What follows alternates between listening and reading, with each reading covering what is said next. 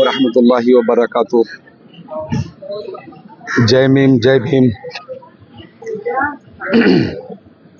आज प्रचार हमारा हज़रत ख्वाजा शमशुद्दीन गाजी रज़ी अल्लाह ताला अन्हु इनके दरगाह से हमने शुरू किया है।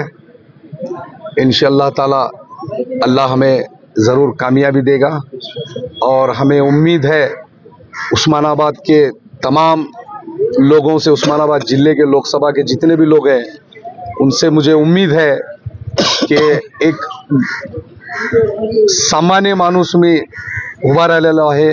MIM पार्टीने माझा चिन्ह आहे पतंग।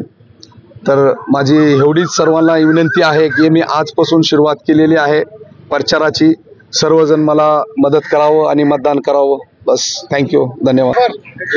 इत्तेहादुल मुस्लिमीन आजपासून आपण प्रचाराला सुरुवात केली, कसं नियोजन? आजचं नियोजन असं आहे, ऑल इंडिया मजलिस इत्तेहादुल मुस्लिमीन पक्षाचे राष्ट्रीय अध्यक्ष बॅरिस्टर असदुद्दीन ओवैसी साहेब आणि महाराष्ट्र अध्यक्ष इम्तियाज जलील साहेब यांनी उस्मानाबाद जिल्हा अध्यक्ष गोलाभाई यांच्यावर खूप मोठी जबाबदारी दिलेली आहे। त्याने आज उस्मानाबाद लोकसभा लढवण्याची तयारीमध्ये आहे।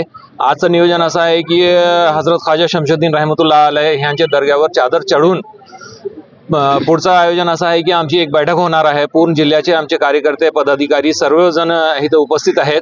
त्यांच्या समोर एक बैठक होईल आणि त्या बैठकीच्या नंतर सगळ्यांना आपापली तालुक्याची आपापल्या मतदारसंघाची जबाबदारी देण्यात येईल आणि जेणेकरून MIM पक्षाला आमचं चिन्ह आहे पतंग, जास्तीत जास्त मताने विजय कसा करता येतील ह्याची आज बैठक केलेली आहे।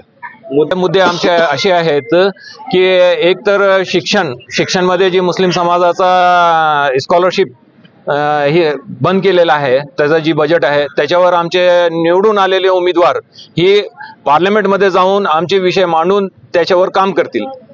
प्रत्येक जनतेने, प्रत्येक मतदाराने MIM पक्षाला मतदान करावे हे आमचे आव्हान।